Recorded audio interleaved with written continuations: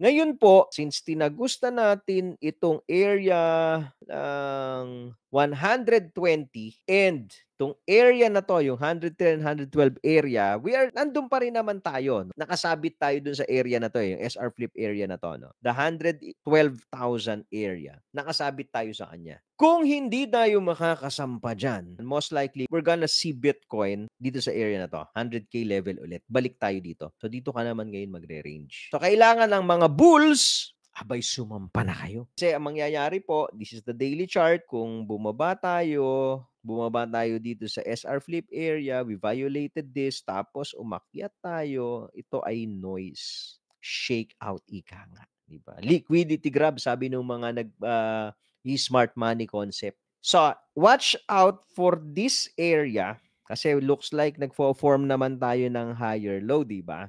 Nagpo-form naman tayo ng higher low. So, watch out for this trend line and this previous swing low, yung 107. Pag bumigay ito, pwede kang mag-double bottom dyan, ha?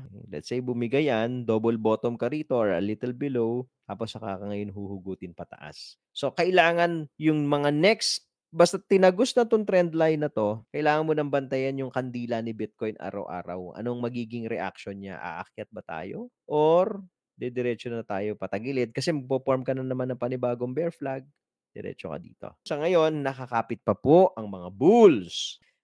On a weekly, tama po kayo, first weekly green candle close. Okay, after 3 weeks po yan, 1, 2, 3. Okay, nag-green candle close tayo.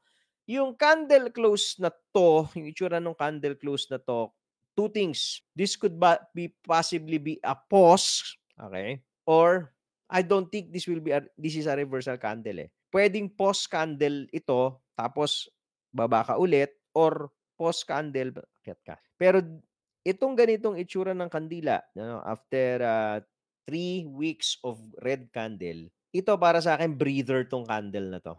Indecision, meaning it's not telling me na aakyat na yan. It's not telling also na bababa kasi pwede naman mag-conso.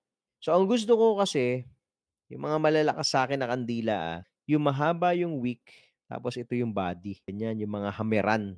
Diba? Yung mga lububuntot ng ganyan, yan yung malalakas. Itong ganitong kandila, yes, though it's green, it doesn't tell me something. Okay? Kasi po, tignan mo naman, hindi naman din niya nalagpasan yung high nitong previous red candle, which is 113. So again, watch out. Okay? So on a daily time frame, watch out for this trend line kung bibigay and the previous swing low. All right.